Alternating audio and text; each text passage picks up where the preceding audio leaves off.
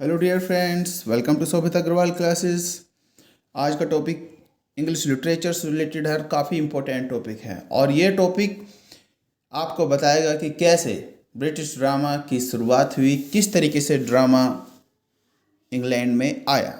जैसे कि हम सभी को पता है, पुराने समय में even the period of dark age होती है 6th सेंचुरी से 10th सेंचुरी तक।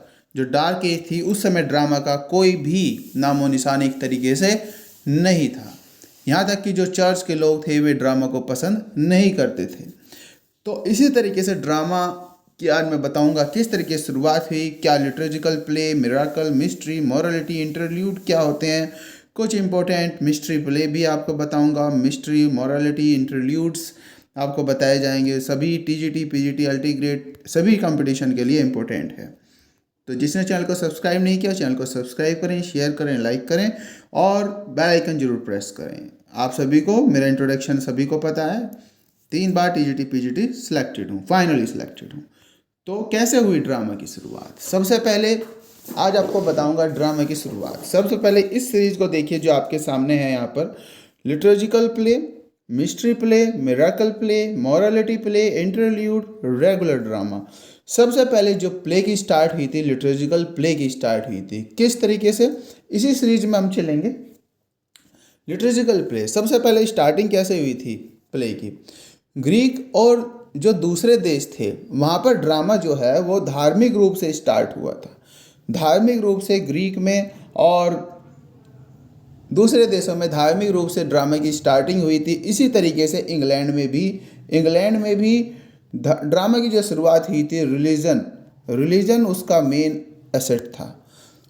फिर इसके बाद जैसे कि हम सभी को पता है, डार्क एज कब थी? Dark age 6 to 10th century में डार्क एज थी। उस समय कोई भी ड्रामेटिक एक्टिविटी नहीं थी, बिल्कुल भी ड्रामेटिक एक्टिविटी नहीं थी। यहाँ तक कि जो चर्च था, किसी भी तरीके का जो ड्रामा होता था, चर्च उसके हमेशा खिलाफ रहता था। चर्च उसे बिल्कुल भी पसंद नहीं करता था।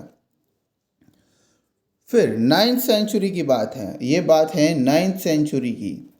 9th सेंचुरी में ऐसा क्या हुआ था? 9th सेंचुरी में ट्रूप होया करते थे। ट्रूप, TROUPE, ट्रूप क्या होते हैं? जो डांस करते हैं, म्यूजिक बजाते हैं। म्यूजिशियन एक तरीके से म्यूजिक बजाने वाले वे लोग थे। उनका म्यूजिक का क्या काम था? वे म्यूजिक बजाते थे। वे एक्लेजिस्टिकल जो थीम थी उनके म्यूजिक की, एक्लेजिस्टिकल म्यूजिक था। एक तरीके धार्मिक रिलेटेड उनका म्यूजिक था। जैसे हमारे यहाँ भी धार्मिक जो गीत होते हैं, वे ये धार्मिक गीत वहाँ पर होते थे। तो वे जो धार्मिक गीत थे, फिर बाद में जो ट्रूप था उन्होंने उसमें डायलॉग्स का भी फॉर्म ले आए। वो डायलॉग्स को भी उस धार्मिक गीत में लेकर आ गए। और जो वे डायलॉग्स थे वो चर्च की सर्विस में करते थे। चर्च के रिलेटेड जो वे डायलॉग्स थे, वे रिलीजियस उसकी थीम थी और चर्च से रिलेटेड वे लोग थे। धीरे धीरे क्या किया, जो वे लोग थे वे रिलीजियस, वे चर्च से अपने आप को थोड़ा सा उन्होंने अलग किया और जो उन्होंने परफॉर्मेंस स्टार्ट कर दी, थोड़ी थोड़ी सी परफॉर्मेंस स्टार्ट की। और वह परफॉर्मेंस स्टार्ट की तो रेगुलर सर्विस से अलग हुए, परफॉर्मेंस स्टार्ट हुई तो रिलीजियस जो थीम थी उनके परफॉर्मेंस की, रिलीजियस थीम। और वे परफॉर्मेंस अपने म्यूजिक के साथ परफॉर्मेंस कब देते थे? कोई भी फेस्टिवल जो कि होली फेस्टिवल होता था उसमें देते थे। जैसे कि आपका हमारा क्रिसमस डे हो गया, ईस्टर डे हो गया, गुड फ्राइडे हो गया। इन पे वो क्या करते थे, जो धार्मिक जो उनके फेस्टिवल्स थे वहाँ पर वो परफॉर्म स्टार्ट करने लगे। तो जो ये परफॉर्मेंस था, ये परफॉर्मेंस ही क्या था? लिटरेजिकल प्ले। क्या था ये? लिटरेजिकल प्ले, जो मैंने आपको बताया। तो एक तरीके से धार्मिक इसकी थीम थी, रिलीजन से इसकी थीम थी, ईश्वर से जुड़ी इसकी कहानियाँ थी। लिटरेजिकल प्ले की धार्मिक कहानियाँ, ईश्वर से जुड़ी हुई कहानियाँ थी। फिर इसके बाद क्या हुआ? इसके बाद जो प्ले थे, वो प्ले जो थे वो चर्च के लोगों को भी पसंद आने लगे, प्रीस्ट को भी पसंद आने लगे। तो इवन वो कहने लगे कि जो आप ये भगवान से रिलेटेड, ईश्वर से रिलेटेड जो आप प्ले करते हो या फिर जो आप गाना गाते हो या जो भी कुछ करते हो, उसे आपको चर्च में ही करना चाहिए। इसे आपको चर्च में ही करना चाहिए, तो ये बहुत ही अच्छा रहेगा। तो ये सब चीज़ें वहाँ पर स्टार्ट हुई। फिर लिटर्जिकल प्ले के बाद स्टार्ट हुई मिस्ट्री और मोरल मिराकल प्ले। इन दोनों को हम एक साथ ही लेकर चलेंगे। कहीं पर किसी बुक में मिराकल को दिया हुआ है पहले, किसी बुक में मिस्ट्री को दिया हुआ है। तो सबसे पहले हम देखते हैं मिराकल प्ले क्या होता है। मिराकल प्ले होता क्या है? मिराकल प्ले होता है ये lives of cents. Life of cents जो होती है, जो संत जो होते हैं उनके जो लाइव्स होती हैं, उनका जो जीवन होता है उससे रिलेटेड होता है मिराकल प्ले। तो सबसे पहला जो miracle play, first miracle play कहाँ पर परफॉर्म हुआ? 1119 में डॉन स्टेबल में इनका सबसे पहला जो मिराकल प्ले था वो परफॉर्म हुआ। जैसे कि मैं आपको पहले ही बता चुका हूँ, मिराकल प्ले डील करता है life history of a saint. Life history of saint कौन डील करता है? Miracle play. सेंट्स किससे रिलेटेड है? मिराकल से। तो आप मिराकल आपको समझ में आ गया होगा क्या होता है मिराकल। मिराकल का पता चल गया। फिर इसके बाद आता है मिस्ट्री प्ले। फिर इसके बाद लिटरेजिकल प्ले पहले आया, फिर मिस्ट्री मिराकल प्ले आया। तो मिस्ट्री प्ले, मिस्ट्री प्ले क्या होता है? मिस्ट्री प्ले होता है, इसकी जो थीम होती है वो बाइबल से रिलेटेड होती है। इसकी थीम होती है बाइबल से रिलेटेड, जीसस क्राइस्ट से रिलेटेड। जो जीसस के रिजरेक्शन या जीसस के जो भी काम थे उससे रिलेटेड, जो बाइबल में जो थीम दी हुई है उससे रिलेटेड जो भी मटेरियल होता है वो होता है मिस्ट्री प्ले में। तो ये इस तरीके के जो प्ले थे वे सब mystery miracle play lives of saints, mystery play जो बाइबल से रिलेटेड, और जीसस क्राइस्ट से रिलेटेड जो थीम थी वो थी मिस्ट्री प्ले में। तो प्ले का अब जो ड्रामा जो मैं आपको बता रहा हूँ कि ड्रामा कैसे स्टार्ट हुआ, आपको थोड़ा सा तो मैंने लिटरेजिकल प्ले मिस्ट्री मिराकल बता दिया। जो परफॉर्मेंस मैंने आपको बताया था कि चर्च में परफॉर्मेंस स्टार्ट हुआ था। ये परफॉर्मेंस जो था, जो प्रीस्ट थे उन्होंने कहा था कि चर्च में परफॉर्मेंस होना चाहिए। तो चर्च में परफॉर्मेंस हुआ, और जो इसके हीरो होते थे ना, उस समय जो हीरो होते थे वो भी प्रीस्ट ही होते थे। प्रीस्ट को ही इसमें हीरो का रोल भी प्ले करते थे। जो मेनली जो हीरो का रोल प्ले करते थे वो प्रीस्ट इसमें रोल प्ले करते थे। फिर अब चर्च से क्या हुआ? ये चर्च में जब प्ले हुआ तो लोग इकट्ठा होने लगे, जगह ज़्यादा चाहने लगी उन्हें, तो फिर चर्च यार्ड में ये प्ले आ गए। चर्च से कहाँ पर? चर्च से आ गई है चर्च यार्ड में।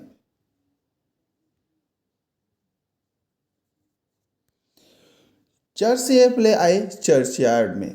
फिर चर्च यार्ड में भी जब भीड़ होने लगी, फिर वहाँ पर ये प्ले पहुँचा दिए इन्होंने मार्केट प्लेस में। अब इन्हें ये बात का नहीं पता था कि जब मार्केट में कोई चीज़ निकल जाएगी तो मार्केट का मतलब तो होता है सभी के लिए। मार्केट में, फेयर में, मेलों में इन्होंने प्ले को करवाना स्टार्ट कर दिया। थीम अभी भी रिलीजियस ही थी। तो उन्होंने सोचा कि जो है धर्म का ज़्यादा से ज़्यादा प्रचार प्रसार होगा, तो पहले चर्च में गए प्ले, फिर चर्च यार्ड में चले गए, फिर उसके बाद मार्केट प्लेस में चले गए, फिर मेलों में भी चले गए।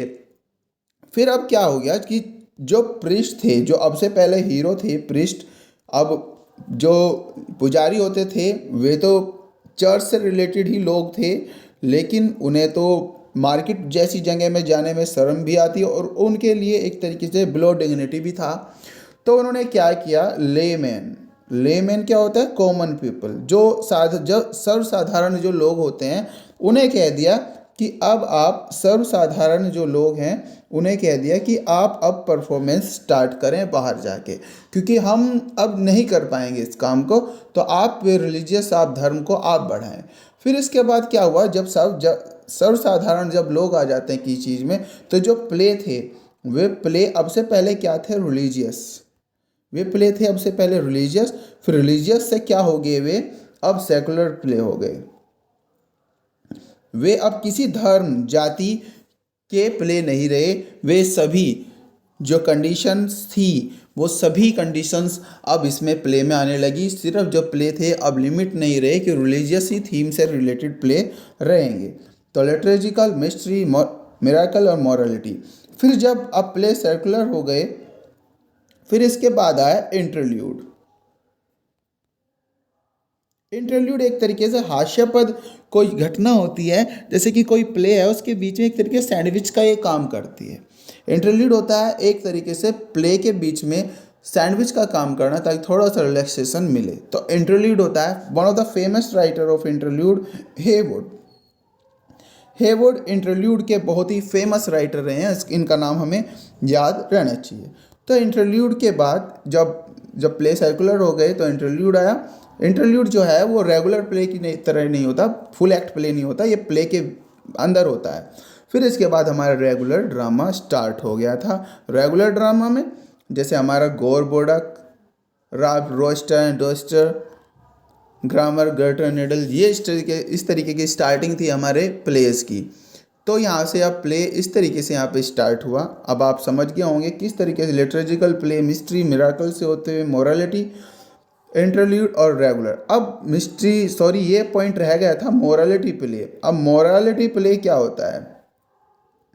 जब थीम अब सेकुलर हो गई तो एक चीज़ होती है गुड और एक चीज़ होती है एविल। एक अच्छाई होती है, एक बुराई होती है। तो एक तरीके ये एलिगोरिकल भी प्ले थे। ये जो प्ले होते थे मोरालिटी एलिगोरिकल भी प्ले थे। तो इसमें कॉन्फ्लिक्ट दिखाते हैं गुड का और एविल का, और अंत में दिखाया जाता है कि जो एविल है वो हार जाता है और गुड जो है वो जीत जाता है। तो ये मोरालिटी प्ले था, इंटरल्यूड और रेगुलर ड्रामा। इस तरीके से हमारे ड्रामा की जो है इंग्लिश लिटरेचर में स्टार्टिंग हुई। अब आप समझ गए होंगे क्या क्या प्ले हैं: mystery, miracle, morality, interlude, regular drama और लिटरेजिकल प्ले। अब इसके बाद हम जो कुछ मेन और इम्पोर्टेंट मिराकल, मोरालिटी, मिस्ट्री और इंटरल्यूड्स हैं वो अब यहाँ पर डिस्कस कर लेते हैं। इन्हें आप नोट भी कर सकते हैं। सबसे पहले हम बात करेंगे मिराकल्स प्ले की।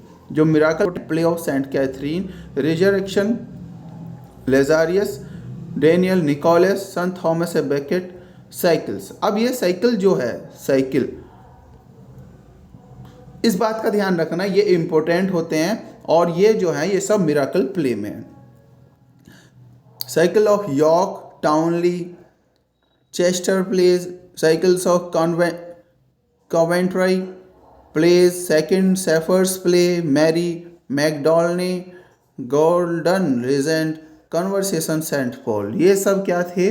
ये मिराकल मिस्ट्री प्ले। जैसे कि मैंने बताया miracle play life of cents के जीवन के बारे में बात बताता है। मिस्ट्री प्ले जीसस क्राइस्ट के जीवन के बारे में बात बताता है, बाइबल की थ्योरी बताता है। Christ nativity, resurrection, death on the cross, creation of fallen man, last judgement, Noah, Abraham, Isaac. ये आपके जो प्ले थे मिस्ट्री थे। अब मोरालिटी प्ले देख लेते हैं। ये बात ध्यान रखना, एवरी मैन करके एक मोरालिटी है, वो one of the greatest morality play. Castle of perseverance, Everyman, इसके बारे में बात कर रहा हूँ। ये मोरालिटी प्ले है। मोरालिटी प्ले क्या होता है? जो गुड और एविल को दिखाता है और जिसमें कि एविल के ऊपर गुड की जीत होती है, सच्चाई की बुराई पर जीत होती है, वो होता है morality play. 4 elements, magnificence, play of paternoster, play of creed, mind will understand mankind, lusty Jovenius, heck Scroner, marriage of wit, science, new custom, trial of treasure।